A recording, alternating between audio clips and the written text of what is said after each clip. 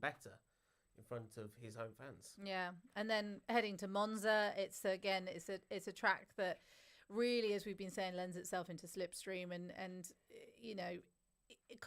qualifying is going to be so important. As Luciano Vitford said, it's going to be, the make or break sometimes. Yeah, it's going to be very interesting to see how the drivers time their laps, and also with how they deal with the trainer cars, because obviously with Monza being the power circuit and there being plenty of slipstream being so important to a good lap, it'll be very interesting to see which ones decide to go early, get it done, and then hope they latch onto a train for the second run, or the ones who go late, hope they don't get involved in traffic, and then they can snatch pole right at the very gun.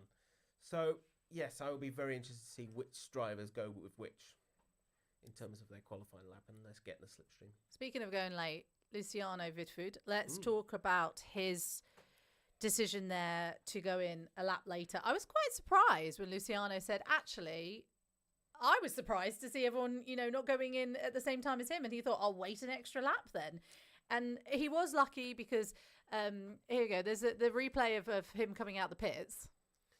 Yeah, it's a very bold call, and it works beautifully for him because obviously with the fact so many cars were going into the pits, there were some such as Neo and Erdely which got held up, and Whitford, with an extra lap under his belt to allow him to build up a gap, keep the pressure on, he really profited from that, and it was an inspired decision, and one which has really rekindled his season, of course, after those 2 difficult rounds in Daytona and Fuji.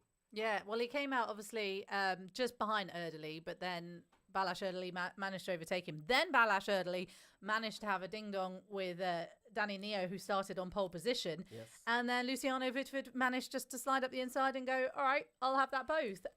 Let's talk about Balázs Erdely then at this point, because, again, another race without a podium. Yeah, he'll be wondering if he's destined to finish 4th for the rest of the season. It's very much a case of, Le Combe is a difficult corner to get past at the best of times, let alone when you're going so close. And as you can see on the footage right now, they touch on the run up to the corner. And yeah, it unfortunately cost them both. Danny, of course, went on to the gravel. That lost him a chunk of time and really put him out of the running for the podium. Balázs lost a load of momentum as well. And yeah, consistency is good side for Balázs. I mean, he's the only driver other than Nikolai to have finished in the top 5 of every race so far this season. But he'll be looking for that 3rd place more than ever at Monza. Yeah. Yes, as we can see now from Danny's point of view, Balázs is right there on the outside. They touch, and unfortunately, there's only one way Danny will go, and that's the gravel trap. And as you can see, as he's trying to recover, he's lost a bag of momentum. And it's a massive pity for Danny because of the fact he was on pole, he was running a good race. Then he gets held up in the pits. That loses him the lead. And unfortunately, it was downhill from then on in. Yeah, interesting, definitely to see. I think Balázs Erdely, is going to have to kind of take a little bit of a reset, I guess, in his sort of mind as well, like how he then looks at Monza, I think, because he's going to be wanting a podium, isn't he? It's obviously what we see. That's an obvious question. Of course, he's going to want a podium. Let's speak a little bit about the pole sitter then. He had quite a good start. It was quite a quiet start off the line, and he managed to hold back, Greg Hoverson and Nikolai Pedersen for quite a long time. Yeah, it was a very controlled first stint for Danny. He really grasped the opportunity at hand and took it with gusto. And he also took full advantage of those behind him chopping and changing position, and really helped him build a good first stint before the pit stop window, where, as I've said, the race unravelled for him because, unfortunately, he got held up in the pits, lost ground, and then from then on in, he was playing catch-up. But he'll take plenty of positives from this weekend. This was the first weekend where Danny really could show what he could do. And, yeah, he will take all that momentum and hopefully will get his revenge at Monza. Yeah. We also saw Cosford obviously having his little glitch out there, which caused a few issues. And I think it's obviously maybe sort out your internet connection. No, I'm joking. I have no idea what happened. But obviously there was a glitch for him. And that would have been difficult for a lot of drivers out there that are watching a driver in front of them glitch, basically. It was flashing in and out for much of the race. It's probably annoying for him and, difficult for others to kind of keep across. Yeah, because obviously with the fact that he was glitching in and out, you can't determine where you're going to go, because if you go right and he's right, there's going to be contact. So the risks outweighed the idea and of going for an overtake, particularly with a driver who was going in and out of our broadcast. I did wonder if the stewards would make a decision on him continuing, because obviously there was a potential risk of an accident. But yeah, it must have been frustrating for the guys behind, particularly for Joop, who was hoping to catch up after losing out on victory in Daytona. Who do you think in that race was a surprise takeaway? I think Conrad Kühler did pretty well getting into the top 10. I think he drove a clean race, despite his little off at Pouhon.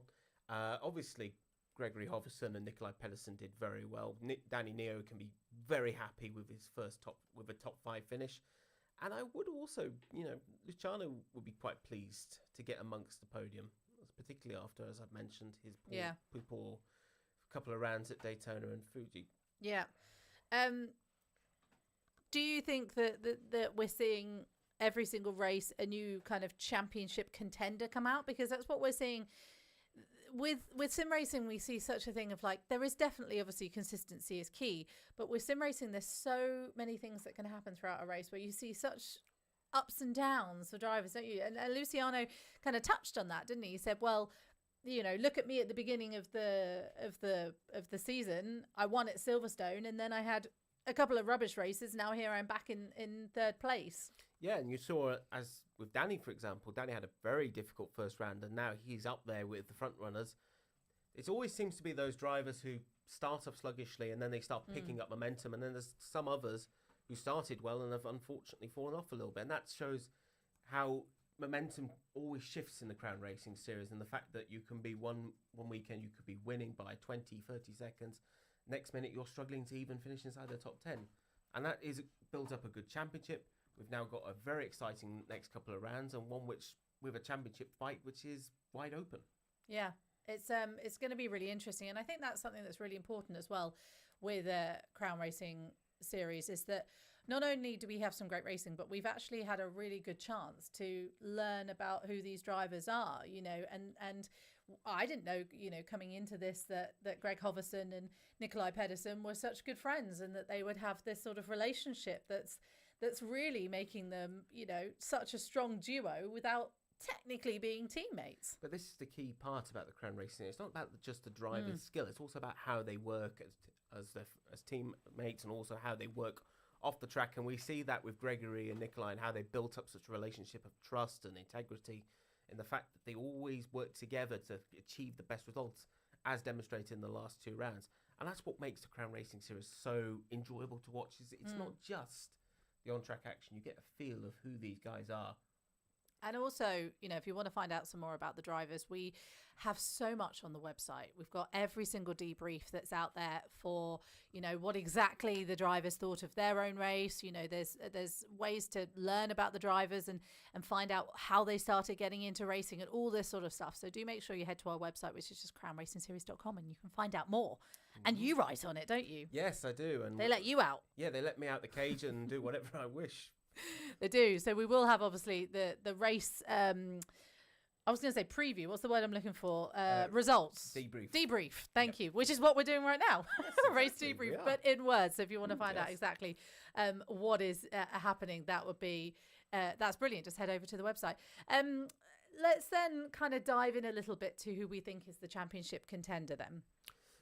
That's a very interesting question. I think Gregory Hoverson is coming on strong in the last couple of races, and he's going to be thereabouts. Nikolai Pedersen has built up that level of consistency, and also Battle-Ardennes. I know he's bored of finishing 4th, but it served him well in the championship fight.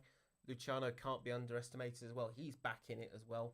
And I would also have a look at the guys like Joop de Vos, for example. I was about to say, we have not even mentioned Joop de Vos. Joop had a very quiet weekend for all things considering, a decent result, but not at the front like he was at Fuji and Daytona. And he is still there, but he will be needing to get back in the top 5, top 6 when we get to Monza.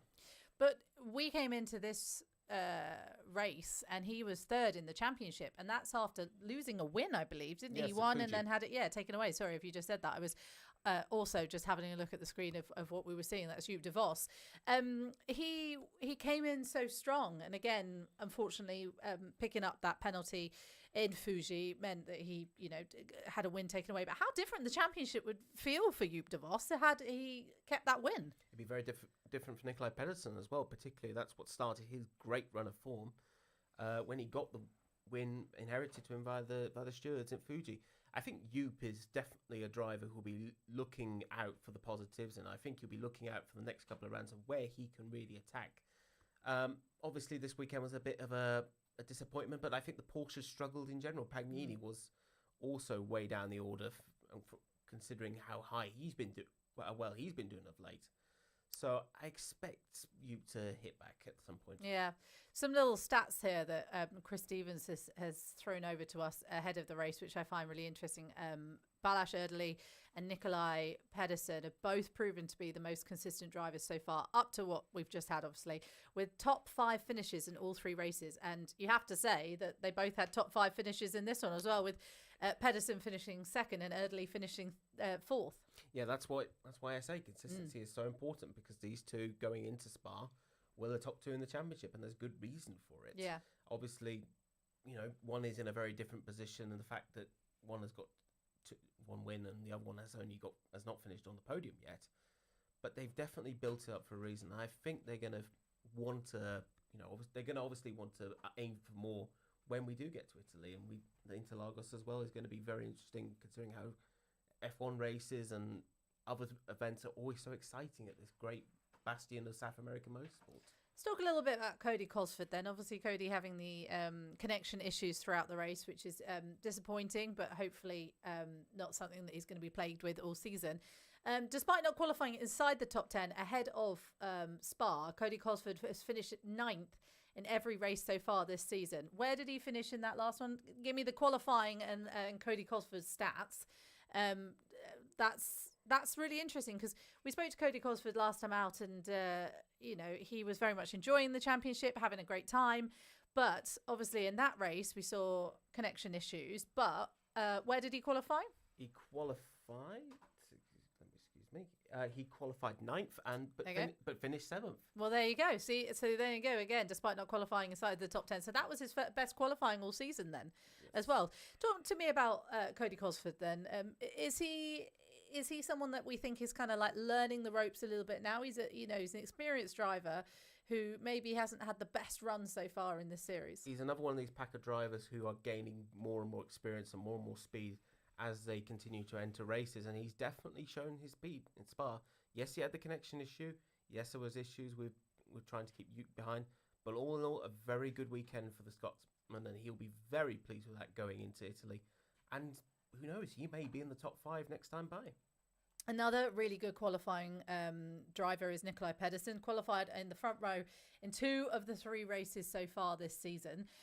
Obviously, that does include Spa that we've just had, because he qualified high as well. Again, we talk about consistency, but if we're going to Monza and thinking about qualifying being the most important thing, we're looking at Nikolai Pedersen then. Yes, we are, because he had a very good qualifying at Spa. He had a very good qualifying at Daytona. But obviously, we know what Monza's like with the fact that there's so much traffic around. So it's all about that timing in terms of getting that lap just before you hit that traffic. Exactly. So let's talk about how exciting it's been so far in terms of like the championship ebbing and flowing. We've seen in 3 races so far, we saw 3 different pole sitters, 3 different winners and 3 different drivers. And then we saw 4 different pole sitters, because we had Danny Neo starting this time round. Haven't had 3 different winners though, because Greg Hoverson has come back and done it again. But it just shows how we do not know what to expect coming into this sort of race weekend, except for the fact that Greg Hoverson might do it again. Yeah, it's before Spa, of course, we had no second-time winner, and now, of course, we do with Gregory. As I said, it shows how wide open the series is, and the fact that any driver can win, theoretically. And this weekend, well, Danny Neo, for example, hadn't looked like a podium contender for a while, gets on pole and leads a race really well. Obviously, didn't work out for him in the end, but again, shows how unpredictable the series is. Neg Mihai is someone we haven't spoken about a lot. Finishing, what was it, 8th, 6th? I can't see your 15th. So struggling. Had a tough time out last time. Because I was thinking I haven't really seen Neg Mihai much in that race. And he really did struggle. He had an okay race earlier in the season. I seem to remember Daytona had a couple of issues, a couple of maybe scrappy moments. Yeah, he had a couple of offs in Daytona, and Spa, his race was ruined on lap 1 because while we were all watching Bosgood go off, he was having his own little off at the exit of Lucom, and unfortunately for him, there was no way of catching up, and it was really race over from then on in. But we've seen Mihai's pace at Fuji, for example, where he ran really strongly before the pit stops, and he will bounce back from this. Andrea Panini is also an interesting one that we don't talk about enough, who consistently is sort of always there or thereabouts. Yeah, he was not there this weekend. No. And as I mentioned with the Porsches, they were not particularly strong at Spa, and that was demonstrated by Andrea not really featuring in any session this weekend. And he will have that extra motivation going into his home round at Monza, but yeah, it will be a frustrating one for him and particularly for Joop as well. Talk to me about obviously coming into this this series. It's a new series. It's something that we've not seen. It's the inaugural round, obviously, the inaugural season rather of the Crown Racing Series. What's really stuck out to you from a series like this? What have we taken away so far? We're 4 races in, and we've seen lots of different pole sitters, lots of different winners, and it's what stood out for you? What stood out for me is you can't find a single race which you thought was dull. I think every one of the races we've had this year have been interesting. They've had some drama. In particular, in the latter stages, 2 races being decided with less than 3 laps to go. In particular, this one. And yeah, there's no dullness. It's full on action, full on drama, and with great drivers who are just getting better with more time, more experience, and those who have been there, done that, got the T-shirt, and are now really starting to flex their muscles. What surprised you the most?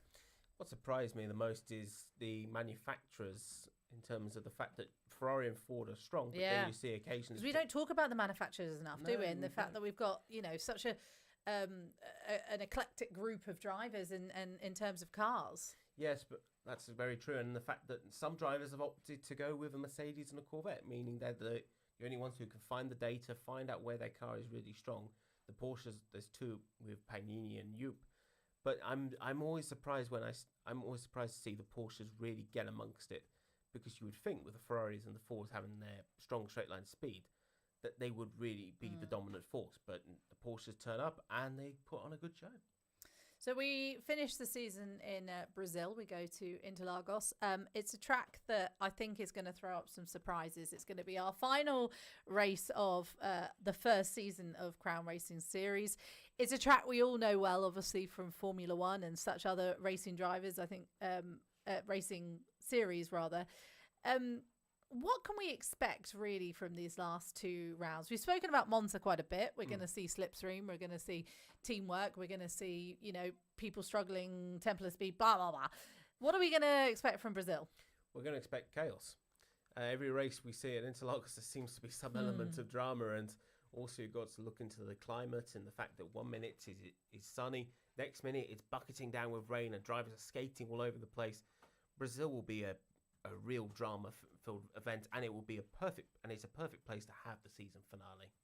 Yeah, well, we look forward to going there. We can't wait for Monza. 10th of March, do make sure you join us for Monza. And then the season finale, which will be on June the 28th. So do make sure you schedule that into your diary, because it's going to be the season finale. Well, you have to, because we need you here. We need to speak to you. And so do you. We need you. I might be busy that day. No, I'm definitely not. We're going to be here as well for the final round as well. But first up, we will have a Monza. But it's been... wow, an incredible race. It's been 50 odd minutes of twists and turns in Spa, and something that always gets us excited, doesn't it, at Spa? And we look forward to seeing what happens next. Who do you think is going to win in Monza? That's $1 million question. That's why I asked. I think Ballas Erdely, for me, I think it's about time he gets his win, and I think he'll be pushed very close by Nikolai Pedersen and Gregory Hoverson. Well, this time it was Gregory Hoverson's day. He is the winner, of course, in Spa. Nikolai Pedersen second, and Luciano Vitford was third. Let's see how the championship battles out and shakes out, rather, when we get to Monza. Slipstream's going to be important. Speed is going to be important, but qualifying is going to be even more important out there. Do make sure you join us then. Thank you so much for joining us tonight, and enjoy the rest of your evening. Goodbye.